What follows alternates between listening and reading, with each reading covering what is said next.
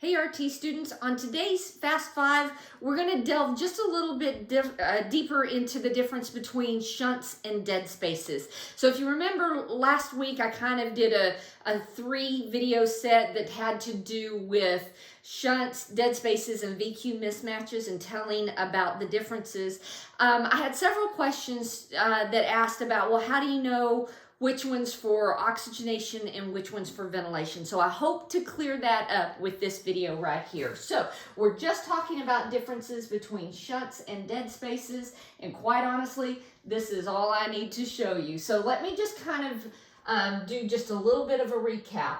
On this side of our chart, I'm going to talk about shunts, okay? So let's just talk about this first. Now, a shunt is when, you know, at this alveolar capillary membrane level, you have to have both happening for gas exchange to happen, okay? So a shunt is when you don't have ventilation, meaning you don't have air going down into the alveoli, but you have plenty of blood flow. So let's just say this section of the lung has a lot of consolidation, okay? So a lot of consolidation, like a pneumonia.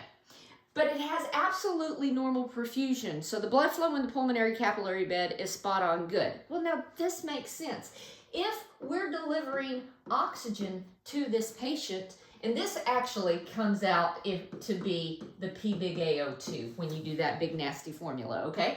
So, and then if you think about this oxygen can't diffuse through all of that consolidation, so that means your P little AO2 is actually lower than your P big AO2, okay? Because oxygen can't cross through that alveolar problem, all right?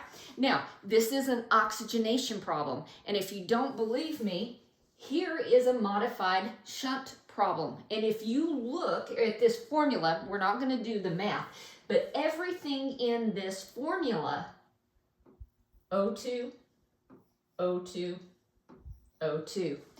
When a patient has a physiologic shunt, they have oxygenation issues. Okay, so let's compare that to a dead space disorder. So the classic dead space disorder is going to be like a pulmonary embolism. So again, here is our alveoli. There's nothing wrong with the alveoli. Ventilation is happening nice and smoothly, nice and normally. But what is going on is we have a blood clot in the pulmonary capillary bed. So a dead space is ventilation without perfusion.